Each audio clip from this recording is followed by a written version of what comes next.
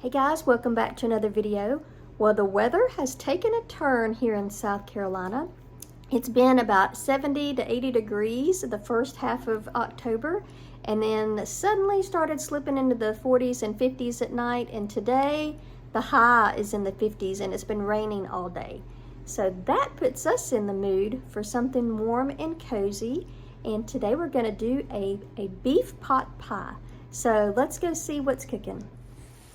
We're going to start with browning our ground beef. This is a pound of 85% ground beef, and I added a little bit of seasoning to it.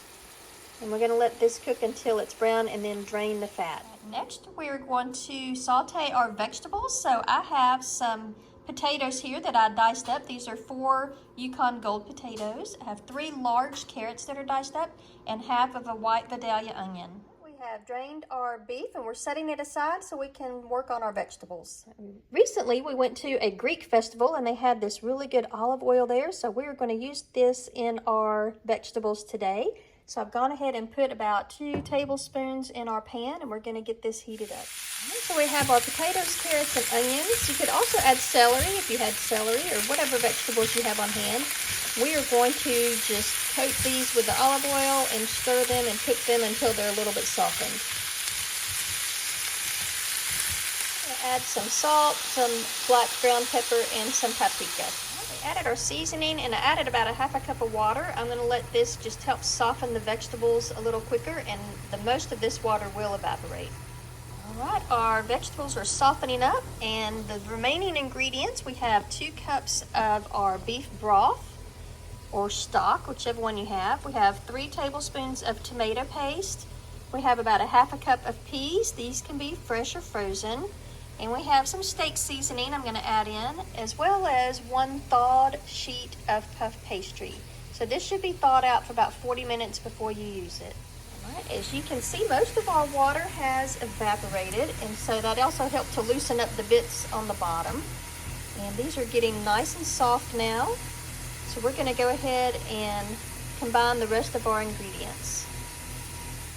So we have our ground beef that we had set aside. I'm going to go ahead, I turned off our stove. I'm going to go ahead and take our vegetables and all of our rest of our ingredients and combine them together in our bowl. Okay, we have combined our ingredients into a large bowl. I've gone ahead and greased with some light olive oil, a 9x13 pan.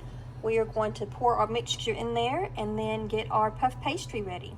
Right, and here is our mixture. Now, if you want to prepare this ahead of time, you can go ahead and prepare all of your meat and your veggies and get it ready. And if you want to wait and cook it the next day, you certainly can.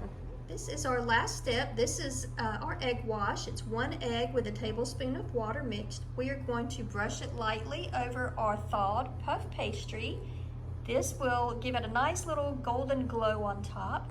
And I've gone ahead and thawed this and cut it into pieces. All right, so we have our beef pot pie ready. I have got our egg wash on top of our pastry that is on top of the pot pie. We are going to bake this at 375 degrees. Oh my goodness, this smells and looks delicious. You can see it's all bubbly and hot, and the puff pastry has puffed a little bit and browned a little bit. It looks perfect. This is going to be so good on a cold night. Well, hope you guys liked that video. If you want to substitute the puff pastry for biscuits, you can do the canned biscuits or the fresh biscuit dough, or you could do any other type of pastry, a pie crust. However you want to do the pastry on top is up to you. We're going to try it with the puff pastry. It just looks fun and delicious, and it smells great. We hope that you don't forget to like and subscribe and comment down below if you give this recipe a try. Talk to you next time. Thanks. Bye.